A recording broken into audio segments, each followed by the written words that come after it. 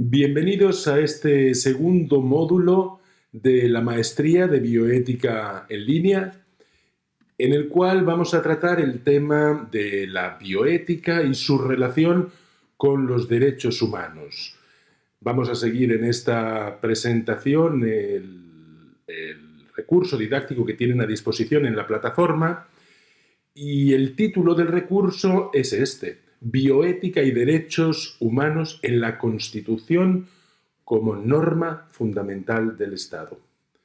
Y por tanto lo que vamos a tratar en este rato es de ilustrar cuál es la relación jurídica y el reflejo existente entre las cuestiones de bioética y los derechos humanos. En el módulo primero nos hemos introducido ya de alguna manera en el mundo del derecho, en el mundo del ordenamiento jurídico. Y ahí veíamos que el ordenamiento jurídico del propio Estado está organizado en forma piramidal y al vértice de esa pirámide, decíamos, se encuentra la propia Constitución. En el caso mío, que soy español, la Constitución española. La Constitución española es la norma suprema que rige la vida en el Reino de España. Cada uno de los estados de las naciones cuentan con este instrumento, con la Constitución, que es la norma fundamental.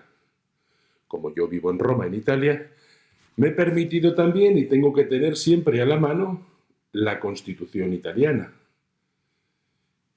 Pero no solamente eso, también tengo la Constitución de los Estados Unidos mexicanos, que tendremos la oportunidad de ir hojeando y estudiando durante esta sesión.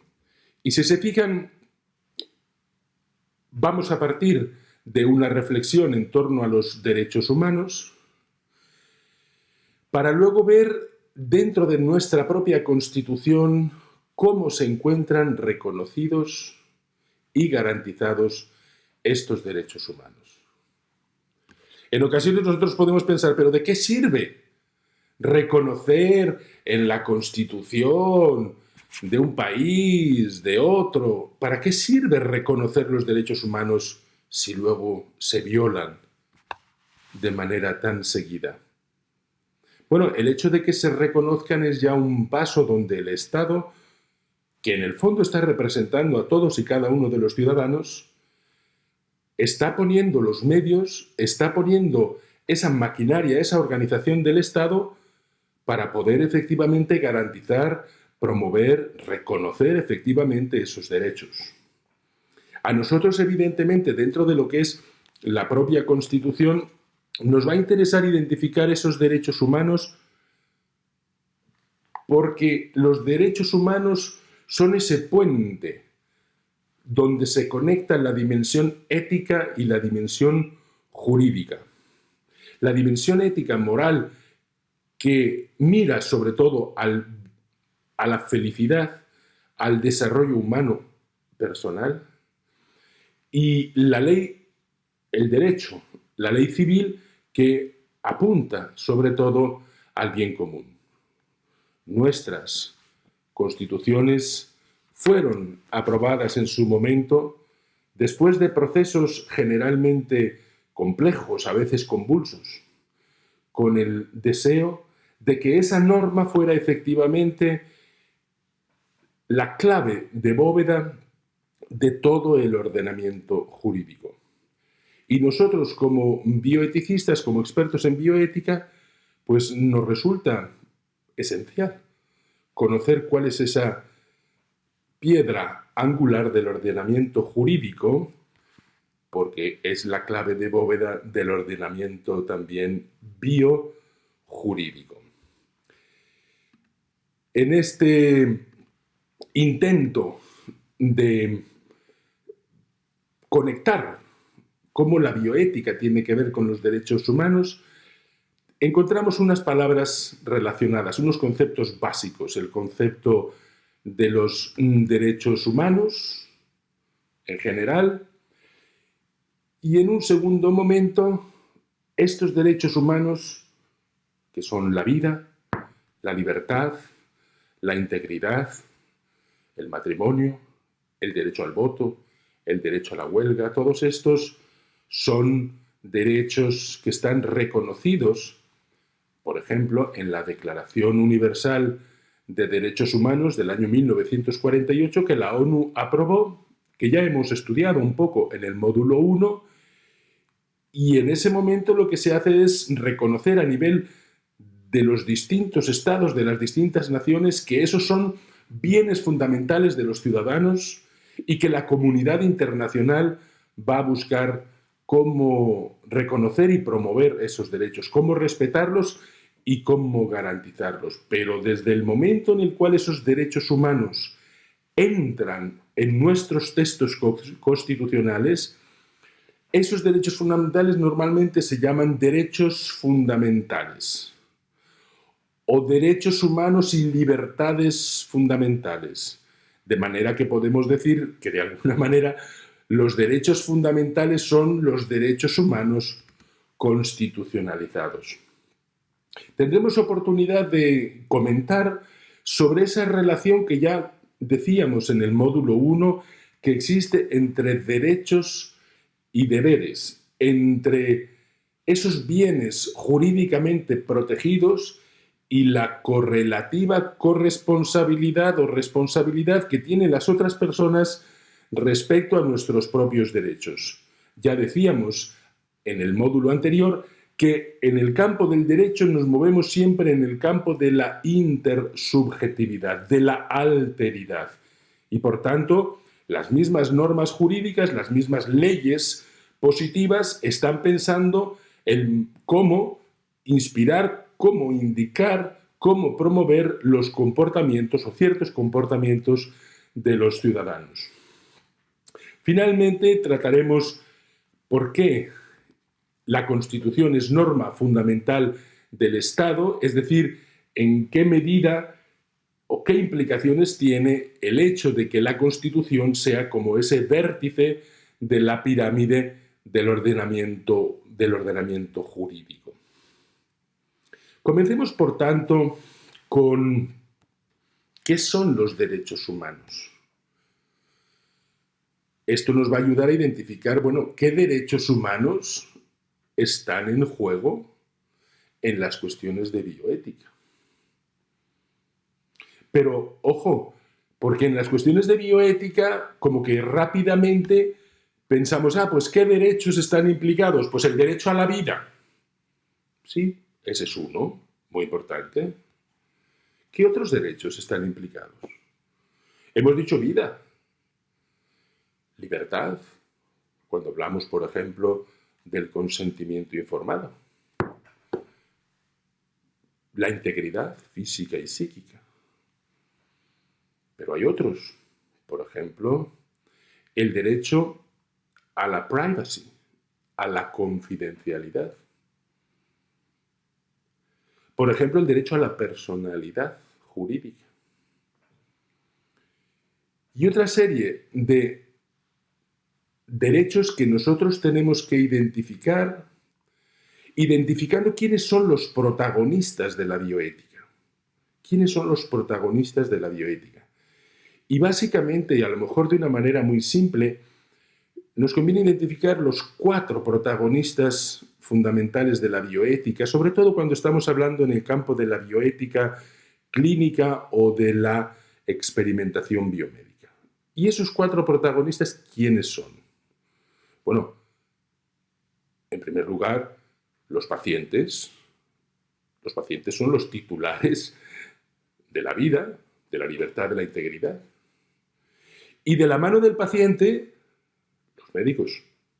Los doctores también tienen derechos, ojo, porque nosotros a veces en bioética pensamos únicamente en los pacientes, en la parte, digamos, débil, pero también los doctores, los médicos, las enfermeras, el personal sanitario, ellos también tienen sus propios derechos. Un tercer protagonista serían las personas que son sujetos de experimentación.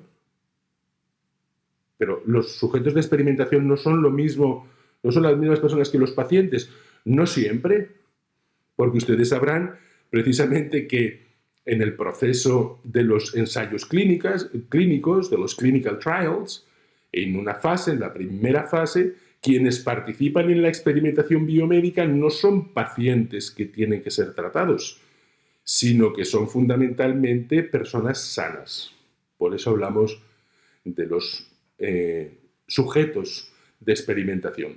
Ellos tienen derecho a la vida, a la libertad, a la integridad, a la confidencialidad o privacy. Y los investigadores. Hay investigadores que no son necesariamente médicos.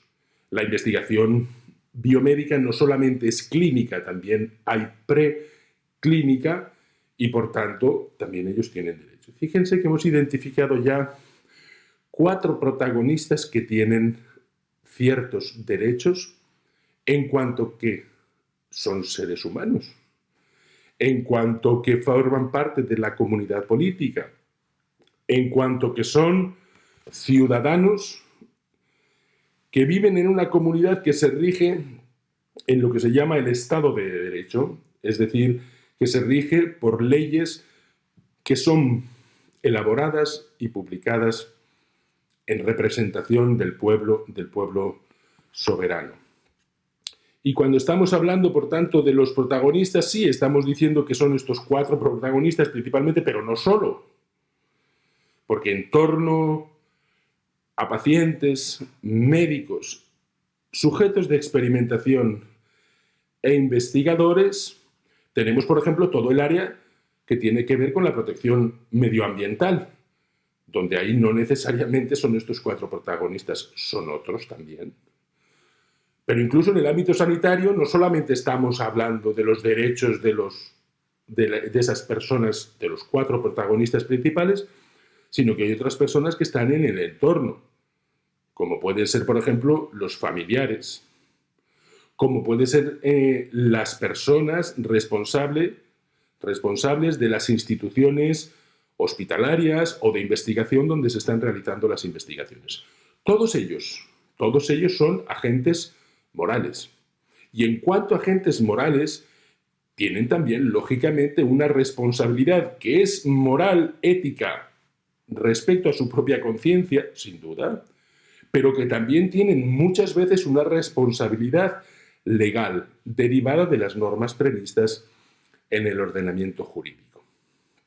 Así pues, hablar de los derechos humanos nos permitiría definirlos de alguna manera como el conjunto de bienes que en cada momento histórico concretizan las exigencias de la dignidad, de la libertad y de la igualdad entre los hombres, y que deben ser reconocidas al interno de las normas jurídicas, tanto a nivel nacional como internacional. Y quisiera detenerme un momento sobre esta definición que tiene Miga, porque hemos dicho, en primer lugar, que los derechos humanos es el conjunto de bienes. Aquí no estamos hablando, de nuevo lo digo, del derecho en cuanto ley, en cuanto norma, sino de los derechos en cuanto bienes fundamentales de la persona, porque estos que llamamos derechos son necesidades básicas que tenemos nosotros para nuestra propia existencia. Pensemos, por ejemplo, en el derecho a la vida, sí, el más citado de todos. Pues la vida no es un valor abstracto, no es un ente de razón. La vida existe en el viviente. Y por tanto la vida es mi vida, es tu vida, es la vida de aquella otra persona, que son los titulares, somos los titulares del derecho a la vida. Y la vida es un bien para nosotros ciudadanos, porque si no tenemos vida, no tenemos existencia. Pero no solo la vida es importante, nuestra libertad es importante. Y por eso decimos que la libertad es un bien, es una necesidad fundamental, una necesidad esencial. ¿De qué nos sirve a nosotros sobrevivir en cuanto organismo viviente si no tenemos la posibilidad de ejercer nuestra libertad. Esa libertad que precisamente nos caracteriza como seres humanos, que nos da esa posibilidad que desde el punto de vista antropológico ya seguramente han estudiado durante la maestría, de escoger, de decidir, de hacer que nuestra propia vida sea una tarea, una misión, donde tenemos de alguna manera inscrita en nuestros genes, estoy hablando evidentemente simbólicamente, esa capacidad de decidir en favor del bien y de hacer el bien y de evitar el mal. Este es el principio primero, digamos, de la ética. Pero para elegir el bien y evitar el mal, lo que necesitamos es esa libertad. Esa libertad que la tenemos que ejercer, que la tenemos que educar sin duda, pero que es nuestra libertad, mi libertad, tu libertad. No es la libertad como valor general o como valor abstracto, sino lo que cuenta es la libertad de cada una de las personas. O si estamos hablando, en el caso de la libertad y con implicaciones para la bioética, decíamos antes sobre el consentimiento informado. ¿Quién es el que puede dar un consentimiento válido jurídicamente para que se realice en su persona un ensayo clínico? Es la propia persona. Soy yo, eres tú. O si tenemos que hacer una operación quirúrgica, ¿quién es el que firma el consentimiento informado? Eres tú, soy yo. No es la colectividad, no es el conjunto de los ciudadanos, sino es el que es el titular de esto que llamamos bienes fundamentales de la persona. Y así podríamos ir viendo otros bienes que en bioética son muy importantes, como por ejemplo la confidencialidad o la privacy, otro bien fundamental de la persona. Entonces, si nosotros, por ejemplo, no nos gustaría que si vamos a hacernos un experimento y nos toman una muestra de sangre y nos encuentran mediante un test genético una cierta predisposición a una cierta enfermedad, al día siguiente, en los periódicos de mayor tirada del país o en Internet, apareciera pues que el profesor Alberto García o tú tienen este código de sangre, este es su teléfono celular, tienen una predisposición al Alzheimer. A ver. ¿Qué es lo que está pasando? Alguien ha violado mi derecho a la confidencialidad. Alguien ha violado la privacy. Por tanto, fíjense cómo estos bienes fundamentales hay que reconocerlos. Hay que reconocer quiénes son los titulares de los mismos. O hablando de otros protagonistas que no son pacientes y sujetos de experimentación, los médicos, los doctores. También ellos tienen derechos, vive Dios. También tienen derecho. Y por lo tanto, pues hay que protegerles también, porque son tan seres humanos como los pacientes. Tan seres humanos como los pacientes. Y por tanto, bueno, hay que no solamente respetar su vida, su salud, su libertad, su integridad. Por ejemplo, hay que el derecho al trabajo, es decir, el derecho a tener una ocupación y ocuparse como médicos. Yo me ocupo como abogado, tú como médico, como enfermera. Bueno, la elección de la propia profesión y del propio trabajo es un respeto de la libertad. O también la libertad de investigación, que es una modalidad de libertad, la libertad de investigación y de poder dedicarme, trabajarme, investigar con mi curiosidad científica en determinados campos de las ciencias de la vida y de la salud. Bueno, pues de eso hay que respetar y hay que proteger también estos derechos. Con esto lo que quiero mostrar de alguna manera es tratar de llegar un poco de manera concreta a eso que tantas veces se nos llena la boca diciendo hay que respetar, hay que reconocer los derechos humanos. ¿Y por qué los tenemos que respetar? Porque lo ha dicho la ONU, porque lo dice la Constitución de mi país.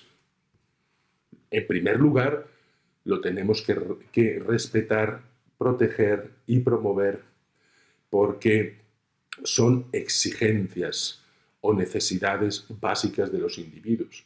Y decíamos que es el conjunto de bienes que concretizan las exigencias de la dignidad, de la libertad y de la igualdad entre los hombres. Y es que en el campo del derecho, también de la antropología, se habla mucho de la dignidad humana. Y hablando de la dignidad humana, ¿qué es la dignidad humana? La dignidad humana, de alguna manera, no es un derecho. No decimos, tengo derecho a la dignidad. Sí digo, tengo derecho a la vida y a la libertad. ¿Por qué?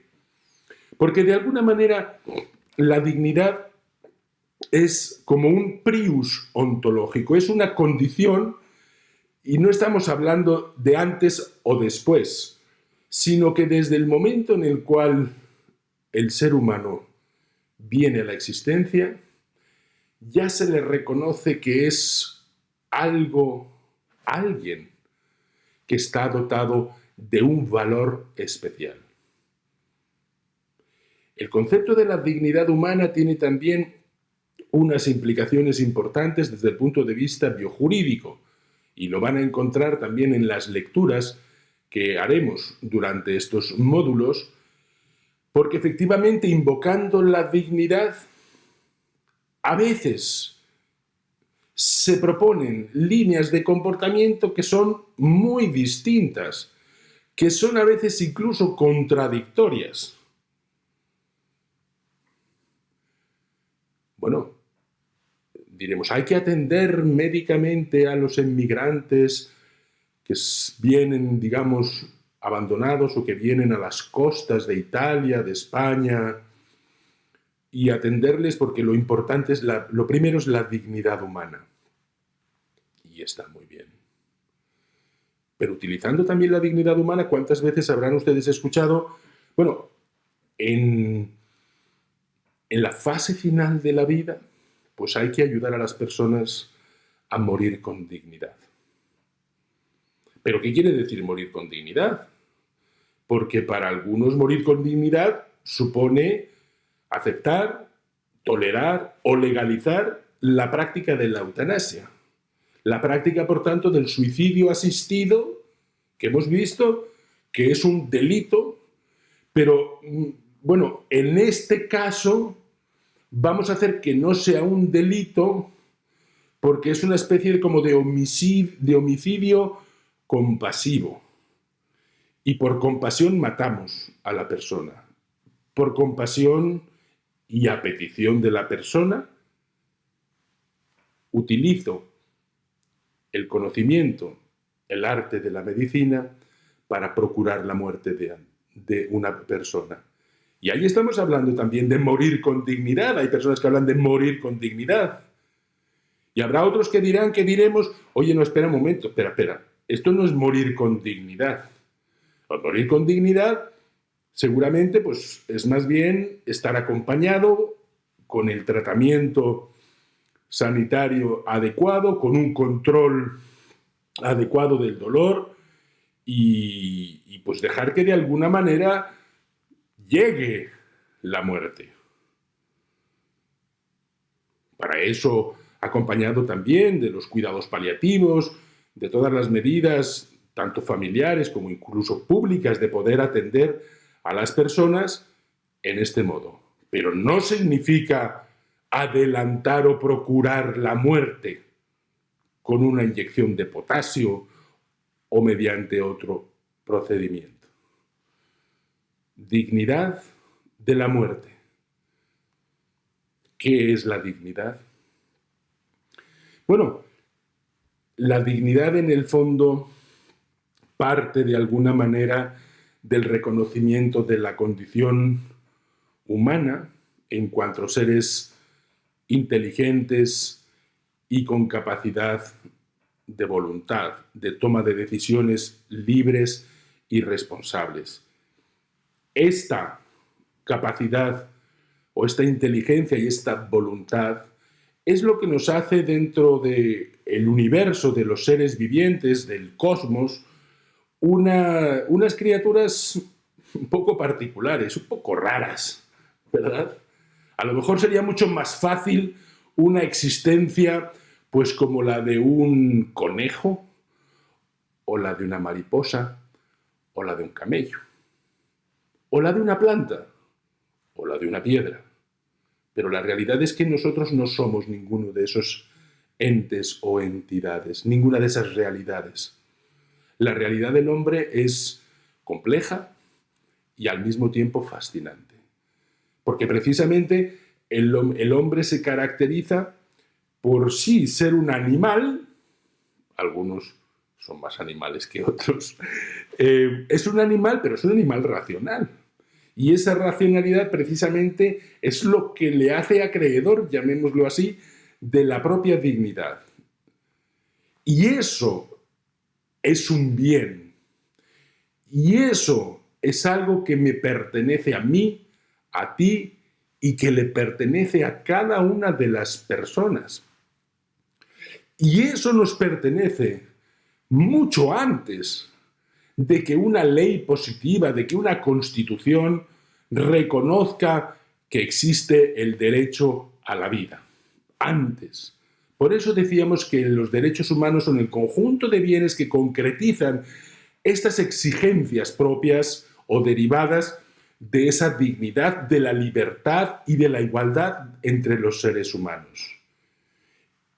Y también es verdad que tienen que ser reconocidas al interno de las normas jurídicas, es decir, esas exigencias de justicia, de dar a cada uno lo suyo, deben ser reconocidas en los ordenamientos jurídicos, en las normas jurídicas, tanto a nivel nacional como internacional.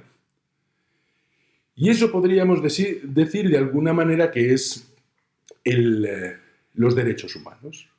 Cuando estos derechos humanos son reconocidos en la propia Constitución, nos solemos referir a ellos como derechos fundamentales y libertades públicas.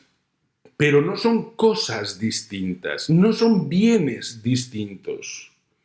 Es el tipo, la categoría de protección lo que hace la diferencia entre derechos humanos y derechos fundamentales y libertades públicas o solo derechos fundamentales. Por tanto, vuelvo a este concepto de derechos humanos que tienen un fundamento ético y tienen una vocación jurídica. Y vuelvo a ellos porque en algunas ocasiones pensamos que los derechos humanos dependen de que las leyes o que los gobiernos los reconozcan. Y en realidad, incluso históricamente, los derechos humanos surgen, se conceptualizan de alguna manera precisamente como un modo de controlar, de asegurar que el poder, los gobernantes, no abusaran de ese poder que tenían. Y como una reacción precisamente ante posibles abusos de la autoridad, surge, es como un humus, ese grito, tengo derecho a. Porque de alguna manera, decíamos en el módulo primero, estos son bienes, derechos, que son naturales. No son derechos jurídicos, legales, que yo tengo por el hecho de que me lo ha regalado una norma jurídica, sino que yo los tengo con anterioridad. ¿Y en qué consisten estas exigencias o esta vocación, este fundamento ético? Pues consiste en que hay una serie de exigencias morales objetivas que las personas tenemos en relación con los demás. Una serie de exigencias éticas objetivas. en relación con los demás. Exigencias éticas, que quiere decir que yo me debo comportar de una determinada manera respecto a la vida, a la libertad, a esos bienes de las personas. Y son exigencias, decíamos, objetivas. Es decir, no depende de mi opinión, de mi credo religioso, de mi afiliación política. Yo no debo matar a una persona inocente con independencia de que a mí creo, me parece, es que se lo merece. Tú tienes un deber perfecto, así se habla en ética, un deber perfecto de no matar, un deber perfecto de no coaccionar, un deber perfecto de no lesionar. Y ahí es donde empezamos a ver ya, y en uno de nuestros temas, la relación existente entre derecho y deber desde el punto de vista jurídico. Porque nosotros sabemos que los seres humanos no somos islas, no somos mónadas, sino que estamos siempre, permanentemente, en relación con nuestro entorno, con nuestro ambiente. Pero ese ambiente no es solamente los árboles, las montañas, los ríos y los pajaritos. Esos ambientes son mi familia, es el ambiente del trabajo, es el ambiente del mundo de la economía, es el mundo de las asociaciones, es el mundo del ayuntamiento, del municipio, es de la comunidad política a nivel nacional, a nivel del Estado, a nivel de la comunidad de naciones. No vivimos aislados y hoy, en el siglo XXI, menos que nunca, en este fenómeno ya conocido como la globalización. Permanentemente estamos en relación con los demás. Y cuando estamos en relación con los demás y estamos tratando de construir el bien común entre nosotros, se requiere que en esas relaciones se reconozcan esos deberes y esos derechos. Porque precisamente en ese reconocimiento del derecho es donde se concretan las exigencias de la justicia. La justicia, que ya hemos visto, consiste en dar a cada uno lo suyo. Y dar a cada uno lo suyo no es solamente dar, también es no quitar la vida, no quitar la salud, no quitar la libertad, no quitar la creatividad. Aparejados o de la mano de un derecho siempre habrá una obligación. Son, decíamos, como dos caras de una misma moneda.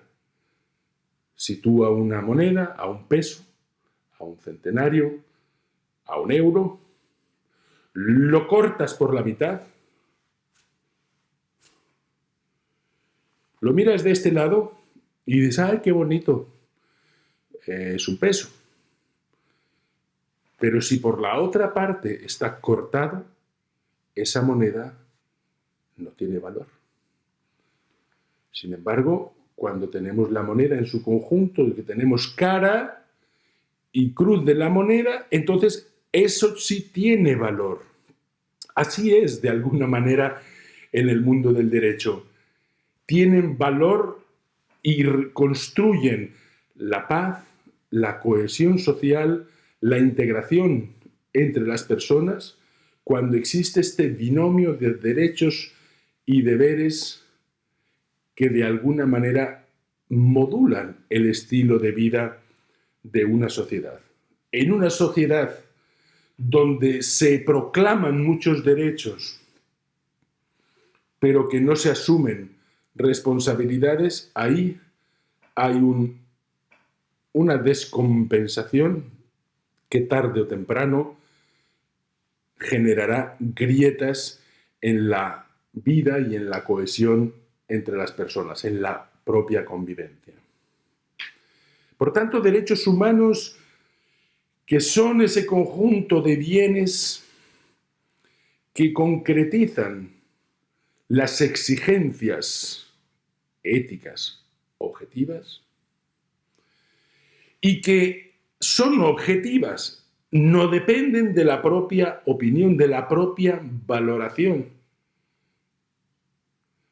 Y objetivas también porque esas necesidades básicas son las mismas.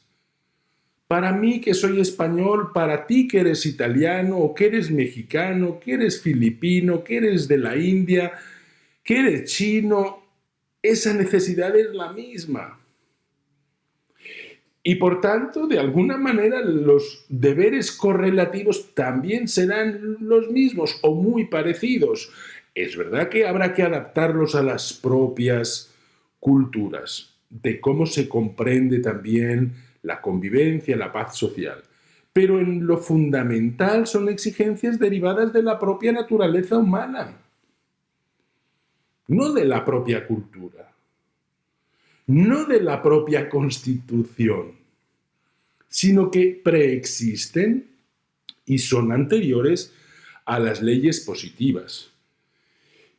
Y decíamos que los derechos humanos tienen un fundamento ético porque no dependen del consenso de la opinión pública, no dependen de la mayoría de un parlamento, no dependen de ellos la existencia o la titularidad, sino que en realidad preexisten a la ley positiva. Eso sí, es verdad que hemos dicho que además de tener un fundamento ético, tienen una vocación jurídica y por tanto esos derechos humanos deben tornarse en ley.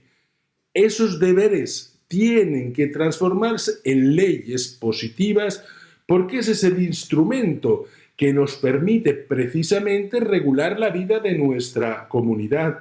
Y no solamente pensemos aquí en el Código Penal, la ley positiva que regula los comportamientos gravemente antisociales.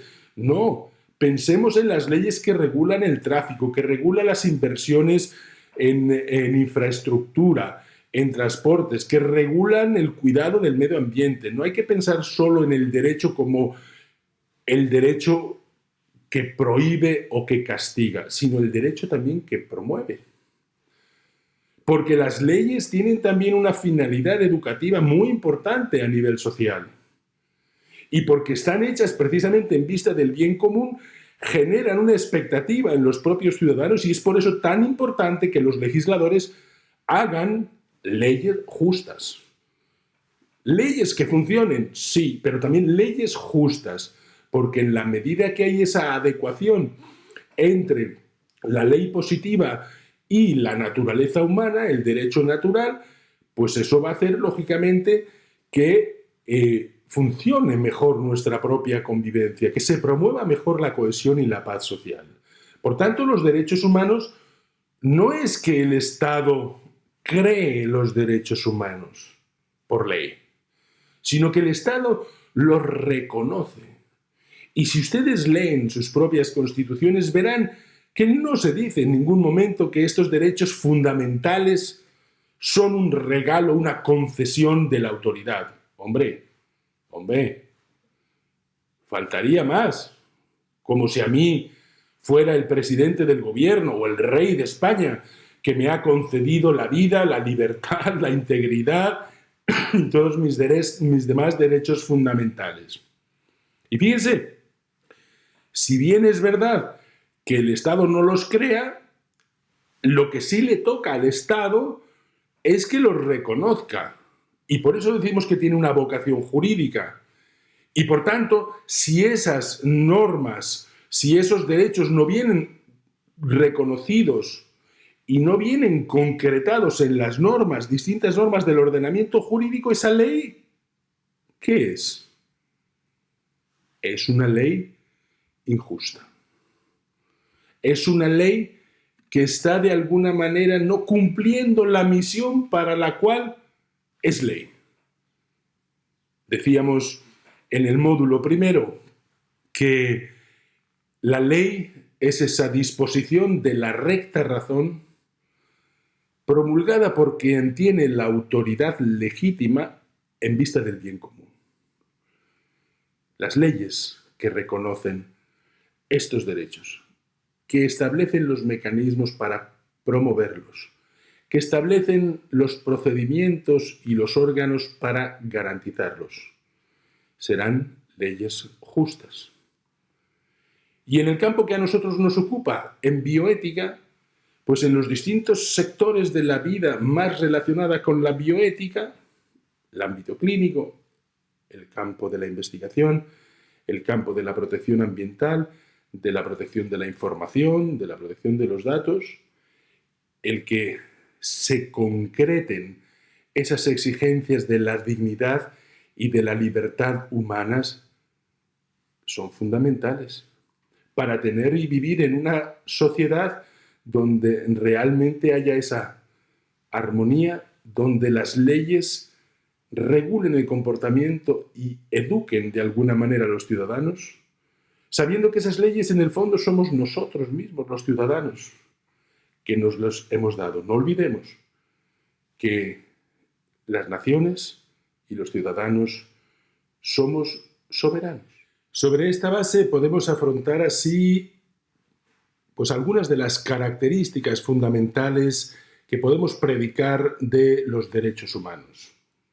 Podemos decir que los derechos humanos son universales, son derechos inherentes, son derechos indisponibles y son derechos incondicionales. 4 características que conviene tener muy presentes, porque estos bienes fundamentales, estas necesidades básicas que son los derechos humanos, decimos que son en primer lugar universales. Universales porque la única condición para ser titular de estos derechos es la pertenencia a la condición humana, formar parte de la familia humana, ser un ser humano. Y sobre esto es importante, hablando en el campo biojurídico, que tengan ustedes presente que en el lenguaje jurídico se hace una distinción, se hacen unas distinciones, por ejemplo, entre lo que es la vida, el ser humano y la persona. Vida humana, ser humano y persona. Es una discusión y una distinción terminológica bastante discutible, porque se está asumiendo, y lo hacen así también los textos legales, por ejemplo, que existen seres humanos que no son personas. Que existen seres humanos que no son personas. Y ese paso de ser humano a ser persona, ¿qué es lo que lo determina? Desde el punto de vista del derecho positivo, en la mayor parte de los países, solamente se es persona desde el momento del nacimiento. Desde el momento del nacimiento se convierte uno en titular pleno de capacidad jurídica, de derechos humanos, de derechos fundamentales. Y digo que es discutible, porque, y más hablando en bioética, ¿qué es lo que sucede con la vida prenatal? ¿Es que acaso esa vida prenatal es fundamentalmente diversa de lo que ocurre después del nacimiento, al cual se le dan unos efectos jurídicos muy importantes? Y eso nos lleva a saber jurídicamente cómo debemos proteger, si es que debemos proteger, a embriones y fetos humanos. Para eso, el derecho ha encontrado también un truco terminológico que encontrarán ustedes en leyes nacionales y en tratados internacionales, y es esa distinción entre ser humano y persona. Por tanto, el ser humano o las personas en su fase prenatal jurídicamente no vienen reconocidas como personas, aunque sí vienen reconocidos como seres humanos. Y por tanto los seres humanos sí tienen una dignidad, sí tienen un valor, y por tanto hay que protegerlos. y hay que reconocer esa dignidad. Sin embargo, esa protección y esa garantía de la vida, de la libertad, de la integridad, no es igual en los así llamados seres humanos que en las personas. Solamente las personas son plenamente titulares de esos derechos humanos. Repito, esto es sumamente discutible, porque al final la vida, la integridad de ese organismo, de ese ser humano, pues no cambia de manera, digamos, sustancial en las diversas fases del ciclo vital humano. Y esta distinción de ser humano y persona en bioética tiene también otra implicación importante, que no es al inicio de la vida, sino es al final de la vida. Al final de la vida a veces también se argumenta que una persona, por ejemplo, en estado vegetativo o en un estado de coma, donde tiene comprometidas de manera prácticamente irreversibles la conciencia, se trata ya no de una persona, sino de un ser humano. Estado vegetativo, donde a veces, como se han perdido esas facultades superiores del hombre, del ser humano, entonces se entiende que la protección, el cuidado que hay que tener desde el punto de vista legal no es el mismo. La obligación que tenemos respecto a esos seres humanos no es lo mismo. Y por eso hay que estar atentos en el análisis, en el estudio y en la construcción de los textos legislativos de qué es lo que queremos decir, qué es lo que queremos proteger, porque, repito, vida humana, ser humano y persona, desde el punto de vista jurídico, tiene un alcance y unas connotaciones diversas. Esto, evidentemente, desde el punto de vista no jurídico o legal, sino desde el punto de vista antropológico, plantea unos serios dilemas, porque, como decía anteriormente, el ser humano, desde el inicio de su ciclo vital, es un continuum, es un proceso, digamos, de crecimiento, de desarrollo, donde establecer esos límites de que, pues después del nacimiento sí, antes del nacimiento no. 14 días después de la fecundación sí, 14 días antes de la fecundación no. Todas esas distinciones y sutilezas las van a encontrar también en los textos legislativos y hay que estar atentos precisamente a eso. Precisamente la segunda característica de los derechos humanos es su inherencia, es decir, los derechos humanos de alguna manera se encuentran en el ser humano y son indivisibles de la condición humana. Surgen, por tanto, con el surgir del ser humano.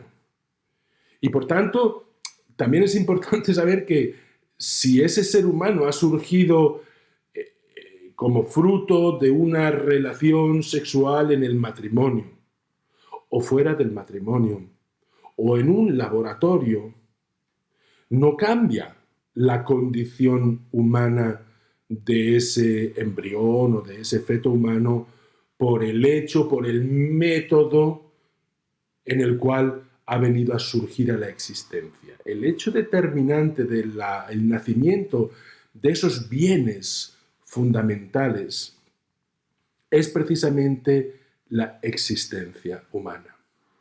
Y decimos en tercer lugar que los derechos humanos son indisponibles, es decir, que no son susceptibles de actos de dominio, que de alguna manera son unos bienes fundamentales tan preciosos, tan valiosos, que no pueden quedar a disposición de las personas, ni siquiera de la propia persona. Es que yo con mi vida puedo hacer lo que quiera, yo con mi libertad puedo hacer lo que quiera. No, esos bienes tienen un valor. Y de la misma manera que yo no puedo hacer un contrato en el cual mediante un pacto, mediante un acuerdo, yo renuncio a mi libertad y te doy mi libertad, de la misma manera sucede con los demás derechos humanos que son irrenunciables, son indisponibles. Y por tanto, ni el Estado, el poder, la autoridad legítima puede decidir y disponer sobre esos bienes fundamentales que son míos, que son tuyos y que tienen un valor grande, no solamente desde el punto de vista individual, sino también desde el punto de vista social, sino que tampoco el propio individuo puede disponer de ellos. Por eso a veces uno se pregunta, bueno, pero ¿por qué no se permite la eutanasia? ¿Pero qué más le da a usted? Yo es que me puedo quitar la vida, yo puedo decidir sobre mi vida porque la vida es mía y yo con ella hago lo que quiero. Pues sí y no. Porque en nuestra condición relacional de seres humanos, tu vida es importante no solamente para ti, sino es también para la propia comunidad política, para la paz social. Y tu libertad es también importante, no solamente para ti desde un punto de vista individualista, sino que es también importante para la comunidad, para crear esas condiciones de convivencia y de vida en sociedad. De alguna manera, lo que está en juego y por lo que son indisponibles estos bienes fundamentales es precisamente por el hecho de la dignidad, por el hecho de nuestra condición humana especial, inteligencia, voluntad. Ese ser agentes morales nos hace seres distintos dentro de la propia existencia, dentro del propio planeta, y eso también comporta una serie de responsabilidades que no podemos no asumir o que podemos ignorar. Y también los derechos humanos, en cuarto lugar, son incondicionales, es decir, no deben ser transgredidos, y no se permite lo que podríamos llamar una especie de compensación interpersonal de los bienes. ¿Qué quiere decir esto de la compensación interpersonal de los bienes? Lo podemos ver claramente pues, con un ejemplo en el campo de la bioética. Cuando nosotros, por ejemplo, pensamos en 2 o 3 personas que están esperando un trasplante de órganos. Uno está esperando un pulmón, el otro está esperando un corazón, el otro un riñón. Y en el mismo hospital entra una persona con un trauma cráneoencefálico, con un pronóstico infausto, que pues muy probablemente va a morir. Desde una perspectiva, digamos, utilitarista, habría quien justificaría el que, dada la urgencia de recibir esas 3 personas, esos 3 pacientes, esos 3 órganos, y dada que esta persona que ha entrado en urgencias tiene un pronóstico infausto, estaría justificado incluso acelerar y provocar la muerte de la persona para obtener sus órganos. ¿Por qué? Porque de alguna manera el valor de una persona es inferior al valor de 3 personas. Pero aquí es que se está utilizando una matemática que no es la matemática de la antropología, ni siquiera la matemática del derecho. Y es que la dignidad de una persona no es menos que la dignidad de 3 personas. Si lo pusiéramos a hacer en una fórmula matemática, para aquellos que hayan estudiado matemáticas en la primaria, en la secundaria, la fórmula sería que infinito es igual a infinito más infinito más infinito. Son 4 infinitos. Y por tanto, no podemos hacer la fórmula 1 es menos que 3. Por tanto, 4 características de los derechos humanos: universalidad, inherencia, indisponibilidad y derechos que son incondicionales. Y esto nos permite dar un paso adelante para reflexionar en torno a, bueno, cuáles son estos bienes fundamentales de la persona, hablando de lo que en el recurso didáctico es la palabra 3. Los bienes fundamentales de la persona, pues en realidad ya los hemos ido viendo. Es el bien de la vida, es el bien de la integridad, es el bien de la identidad, es el bien de la confidencialidad o de la privacy, es el bien de la libertad, Es el bien de la igualdad, es el bien del matrimonio y de la familia, es el bien de la salud, es el bien de la seguridad. Ahí tenemos esa lista, ese elenco de bienes fundamentales, de necesidades básicas de la persona que precisamente tienen y juegan particularmente en el campo de la bioética, del bioderecho. Porque si ustedes analizan esos 4 protagonistas que hemos ido viendo en esta sesión, en prácticamente todas las cuestiones de bioética, de un modo o de otro, entran en juego estos bienes fundamentales, estos derechos humanos, estas libertades fundamentales, que son recogidas en los ordenamientos jurídicos internacionales y que son también recogidas en nuestras leyes nacionales. Y desde el punto de vista jurídico conviene no olvidar que precisamente existe ese nexo, esa relación entre la dimensión del derecho y del deber. Porque son 2 caras de la misma moneda y porque existe una correlación entre derecho y responsabilidad. Si yo tengo un derecho a la privacy, a la confidencialidad, es porque tú tienes un deber de no violentar, de no violar, de no lesionar ese ámbito que viene protegido por el derecho a la confidencialidad o la privacy. Y si tú tienes derecho a la libertad, es porque hay alguien que no debe interferir a esa libertad y no debe coaccionarte. Fíjense que muchas veces el infringir esos deberes que están previstos para cada uno de los derechos, a veces, cuando son graves, son constitutivos incluso de delitos. De delitos que, como hemos visto, comportan, por tratarse de infracciones graves o conductas antisociales graves que pueden incidir en una responsabilidad penal, en una responsabilidad civil o en una responsabilidad profesional.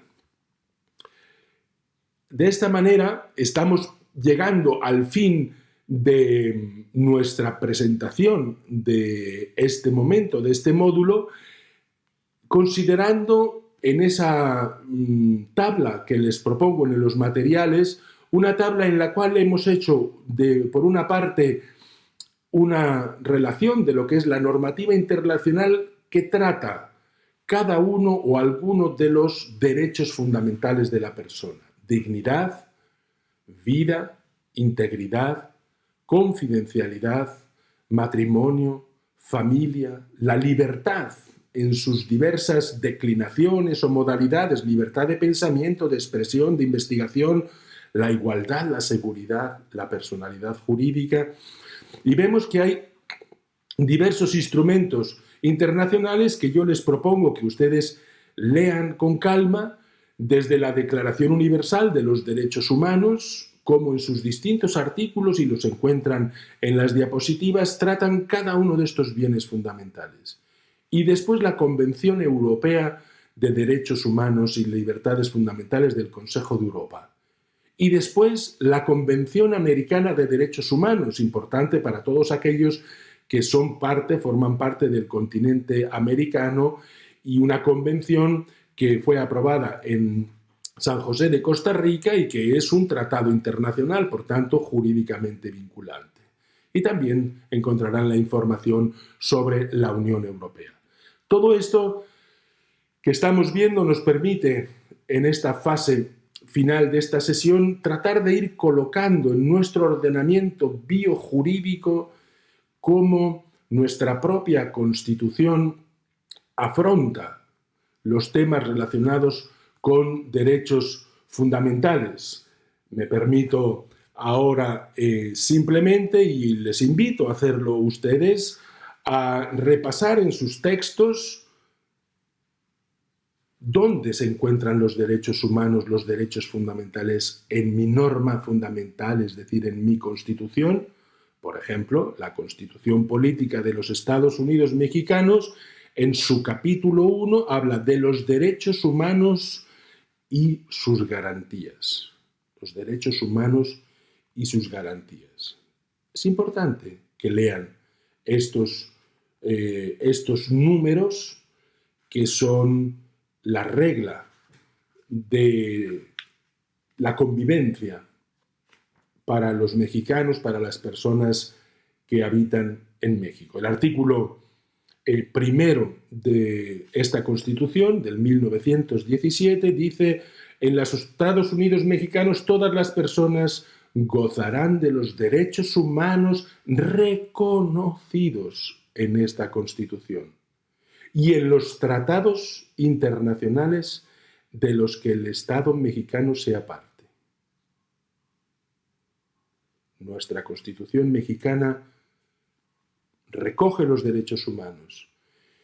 Y precisamente la Constitución abre ya la puerta, porque es esa norma que es digamos, esa piedra angular del ordenamiento jurídico, a que también lo que los tratados internacionales indiquen en materia de derechos humanos entrará a formar parte del propio ordenamiento jurídico.